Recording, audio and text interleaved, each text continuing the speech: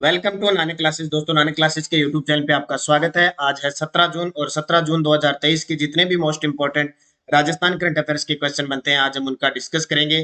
पूरा वीडियो ध्यान से देखना और लास्ट में मैं आपसे क्वेश्चन पूछूंगा जिनके जवाब आपको कमेंट बॉक्स में देने हैं। आज हम पढ़ेंगे राजस्थान को पवन ऊर्जा के क्षेत्र में प्रथम पुरस्कार, राजस्थान की प्रथम हस्तशिल्प नीति 2022 और प्रदेश में अवंती बाई, ठीक है, Avanti by Lodhi Vikas board बनाने की घोषणा। पूरी चर्चा वीडियो के माध्यम से, बूस्टर डोज के माध्यम से करेंगे। डेली 8 बजे क्लास, संडे के दिन वीकली और फिर मंथली क्लास मिलती है। कल छोटे छोटे वीडियो के माध्यम से अभी आपको क्लास मिलती रहती है, तो जुड़े रहिए नानक क्लासेस के साथ। निरंतर अध्ययन कीजिए। सुबह 8 बजे करंट और शाम 9 बजे राजस्थान जीके के साथ। तो स्टार्ट करते हैं आज की क्लास। सभी विद्यार्थियों को प्यार भरा नमस्कार, गुड मॉर्निंग।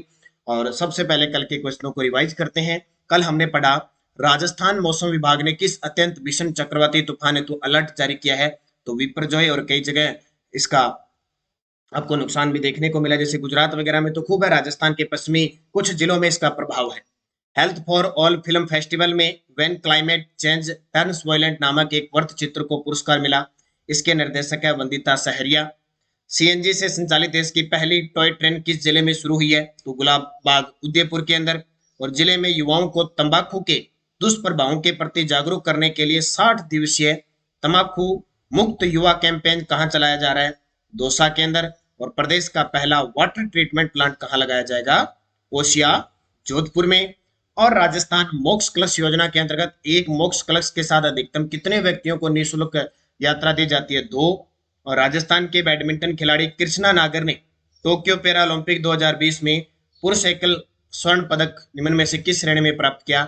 SS6 श्रेणी। ये दोनों प्रश्न ये पीटीआई सेकंड ग्रेड में आया हुआ है और ये रीट में आए हुए क्वेश्चन को दिया गया। अब स्टार्ट करें आज की क्लास। पहला प्रश्न देखिए, राजस्थान को पवन ऊर्जा के क्षेत्र में प्रथम पुरस्कार से सम्मानित किया गया है। अभी विश्व पवन दिवस पर राजस्थान को पवन ऊर्जा के क्षेत्र में प्रथम पुरस्कार से सम्मानित किया गया है। मार्च 2023 तक राजस्थान में पवन ऊर्जा की क्षमता कितनी हो चुकी है। सबसे पहले ये देखिए, पवन ऊर्जा के क्षेत्र में प्रथम पुरस्कार प्राप्त करते हुए और मार्च 2023 तक इसकी जो क्षमता हो चुकी है, पवन ऊर्जा की क्षमता राजस्थान में 5204 मेगावाट। कितनी हो चुकी है। 5204 मेगावाट। राजस्थान को पवन ऊर्जा के क्षेत्र में प्रथम पुरस्कार से सम्मानित किया गया। यह सम्मान केंद्र सरकार के नवीन व नवीकरणीय ऊर्जा मंत्रालय द्वारा दिया गया। राज्य सरकार की ओर से प्रमुख सचिव ऊर्जा श्री भास्कर ए सावंत ने नई दिल्ली में 15 जून को ग्लोबल विंड के अवसर पर, कब, ग्लोबल विंड के अवसर पर आयोजित समारोह में ये पुरस्कार प्राप्त किया। प्रदेश में वर्ष 2022-23 में 887 मेगावाट क्षमता की नई पवन ऊर्जा परियोजना स्थापित की गई है, जो देश में सर्वाधिक है। यानी एक साल में सबसे ज्यादा पवन ऊर्जा परियोजना स्थापित करने के लिए ये पुरस्कार दिया गया। और हमारी राजस्थान के अंदर पिछले एक साल में 2022-23 में 867 मेगावाट क्षमता पवन ऊर्जा परियोजना स्थापित हुई है, जो देश में सर्वाधिक है, इसलिए प्रथम पुरस्कार दिया गया। वर्ष 2022 में प्रदेश में 4337 मेगावाट पवन ऊर्जा स्थापित की गई थी, जो कि अब मार्च 2023 तक बढ़कर 5204 मेगावाट हो गई है। कितने। 5204 मेगावाट। और आप सभी प्यारे विद्यार्थियों को बता देता हूं, आगे जो भी एग्जाम होगा ना, उनके लिए जो आर्थिक समीक्षा आएगी वो आर्थिक समीक्षा 2022-23 की आएगी। हाँ, एग्जामिनर हो सकता है 2021-22 की डाल दे, वो अलग बात है। लेकिन अभी ऐसे नहीं कि आप आंकड़े पढ़ते हो अब, क्योंकि 22-23 की जो आर्थिक समीक्षा है वो नवंबर दिसंबर का आंकड़ा तक लेके आती है। ध्यान रखना, बजट के साथ इसकी घोषणा होती है। दूसरी बता देता हूँ, 25 जून तक अपनी बुक आ जाएगी बाजार में। राजस्थान का पूरा मैटर होगा, जिसमें पुरस्कार, खेल योजना, प्रमुख अभियान, प्रमुख मेगा जो फेयर, जितने भी महोत्सव आयोजन हुए हैं, पार्क, शुंभ समय ब्याह, सब इसके साथ प्लस इंडिया का भी जोड़ के आपको दिया जा रहा है, ताकि आपको 2 बुक न खरीदनी पड़े। तो एक ही बुक में इंडिया और राजस्थान और ऐसा मैटर जो परीक्षा में सीधा टपकना ही है, क्या बजट, क्या आर्थिक समीक्षा, सब आपको इसमें मिल जाएगी, जो परीक्षा के काम की है, बस वो चीजें। तो आप जरूर अध्ययन करें। बाकी छोटे छोटे वीडियो है, पोस्टर है, आपको टेलीग्राम ज्वाइन कर लेना, वीडियो की यूट्यूब की कम्युनिटी पे, इंस्टाग्राम पे, मेरी फेसबुक पेज पे, ये जो मेरा फेसबुक पेज है, ज्वाइन कर लेना। हर एक चीज आपको मैं लगातार उपलब्ध करवा रहा हूँ। तो आप निरंतर अध्ययन करते रहें, बस निरंतर अध्ययन करना है, कमी नहीं रहनी चाहिए। आपमें हर प्रकार का पॉइंट आपको मिल रहा है। दूसरा प्रश्न, मुख्यमंत्री ने 1857 की क्रांति में विशेष योगदान देने वाली किस वीरांगना के नाम पर विकास बोर्ड बनाने की घोषणा की है। ये देखो, बाड़ी नाम सुना होगा। बाड़ी कहाँ पे, धौलपुर में। जो 1500 बाड़ी के अंदर युद्ध हुआ था 1500 18 के अंदर राणा सांगा और इब्राहिम लोधी के बीच वो बाड़ी धौलपुर में महंगाई राहत कैंप के अंदर मुख्यमंत्री जी पहुंचे और वहां पे धौलपुर की वीरांगना महारानी अवंतीबाई लोधी के नाम पर विकास बोर्ड बनाने की घोषणा कर डाली। देखिए, क्योंकि चुनावी साल है, कुछ भी किया जा सकता है, लेकिन जनता को फायदा होना चाहिए, बस हम तो ये जानते हैं। मुख्यमंत्री ने महारानी अवंतीबाई लोधी विकास बोर्ड बनाने की घोषणा की है। इसमें लोधी, लोधा, निषाद, कश्यप, केवट और सिद्ध समाज के लिए प्रभावी रूप से योजनाएं बन सकेगी और विकास होगा। राज्य सरकार को भी बोर्ड के माध्यम से समाज की समस्याओं का हल करने में आसानी होगी। वीरांगना अवंतीबाई लोधी का 1857 की क्रांति में विशेष योगदान रहा। पूछे संबंध किस जिले से? धौलपुर जिले से। कहां से? धौलपुर जिले से। और जब 1857 की क्रांति की बात आई है तो एक प्रश्न आप जरूर पढ़ते हो कि ऐसी ऐसी क्रांति या ऐसी रियासत जहां पे क्रांति बाहर के लोगों ने की थी, ग्वालियर और इंदौर के लोगों क्रांतिकारियों ने, जबकि पटियाला की सेना ने इसको दबाया और बाहर की सेना ने इसको दबाया था। ये पढ़ते हैं ना, भगवंत सिंह उस समय यहाँ के शासक थे। तीसरा प्रश्न, हाल ही में प्रदेश में कितने मां-बाड़ी केंद्र खोलने की घोषणा की गई है?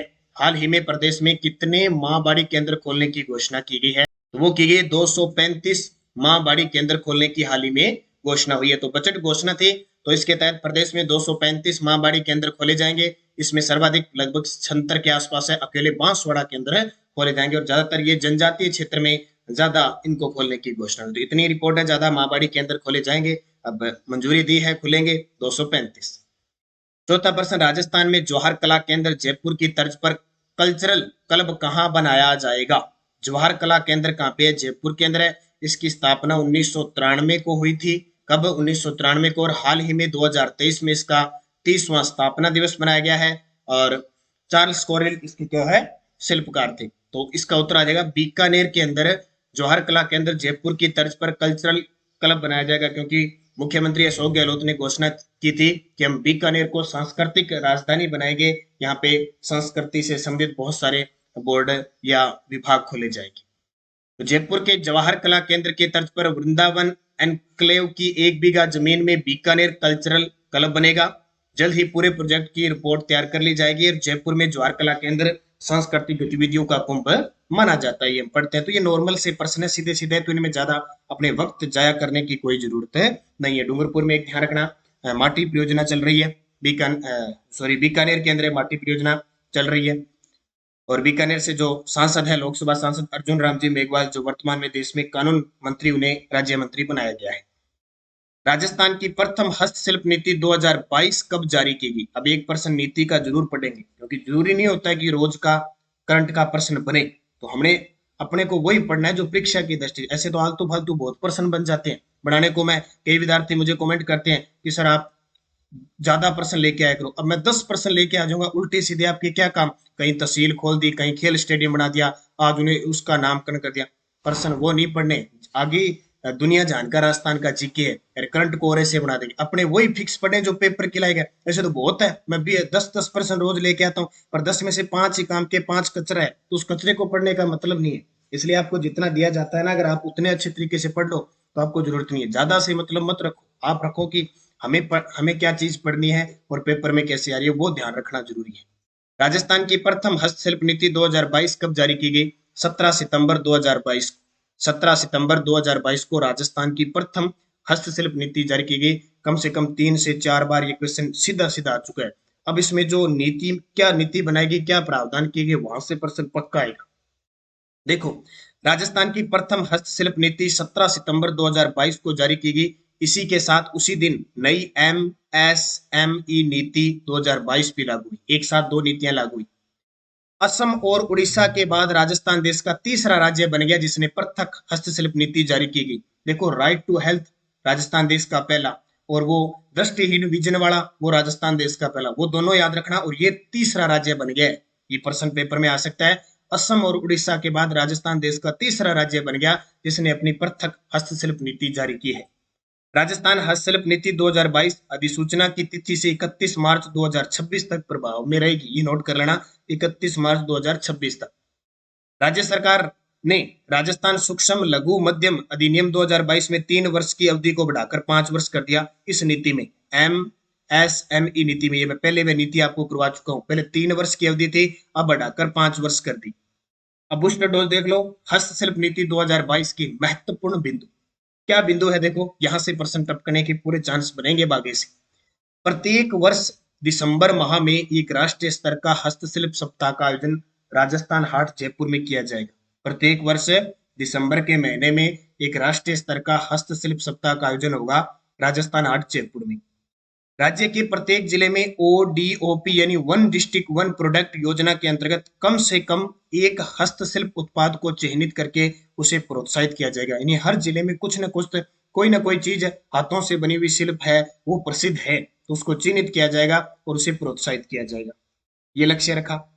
फिर का राज्य के दस्तकारों और हथकरघा बुनकरों को सामाजिक सुरक्षा के लिए 18 से 50 वर्ष की आयु के दस्तकारों और बुनकरों, हस्तशिल्प और हथकरघा क्लस्टर के लिए समूह बीमा की सुविधा प्रदान करवाई जाएगी। नोट करना एक बात, 18 से 50 वर्ष की आयु के दस्तकारों और बुनकरों के लिए सरकार हर जिले से एक हस्तशिल्प उत्पाद का चयन करेगी। हस्तशिल्प डिजाइन बैंक जयपुर में स्थापित किया जाएगा।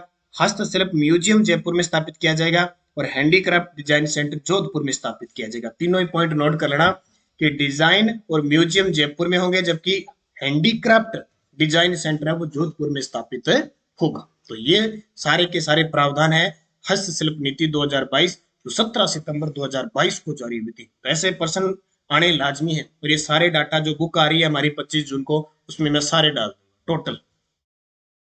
पीडीएफ आपको टेलीग्राम पे मिल रही है, नानक क्लासेस शिव सर नाम से। इसमें आपको पीडीएफ और जो पैनल पे मैं पढ़ा रहा हूँ शाम 9 बजे की कभी भी क्लास हो उसकी पीडीएफ दे रहा हूँ, तो इसे ज्वाइन कर लेना। और वैसे लिंक वगैरह कोई सूचना है सारे, जैसे कल एसएसटी का स्कोर आ गया और वगैरह, ये Nanak classes Rajasthan current affair जो ऑफिशियल चैनल है उस पर मिल रहा है, तो ज्वाइन कर लो भी दोनों। इसके अलावा एक पहले हमारा प्रीमियम चैनल चलता था, अब उसे कोई विद्यार्थी ज्वाइन न करें क्योंकि अब हमने नानक क्लासेस शिव सर पर सारी चीजें फ्री देना शुरू कर दिया, अब वो भी हमने बंद कर दिया। ध्यान रहे, सतर्क रहे, अच्छे तरीके से रहे, क्योंकि नानक क्लासेस के नाम से बहुत सारे चैनल बने होंगे, तो पुख्ता रिपोर्ट के अनुसार ही आप ज्वाइन करें। पिछले वीडियो का क्वेश्चन था, प्रदेश में चिकित्सा विभाग की रिपोर्ट में निरोगी राजस्थान अभियान अभियान में कौन सा जिला अंतिम स्थान पे रहा? तो अंतिम स्थान पे डूंगरपुर रहा और प्रथम स्थान पे जयपुर रहा।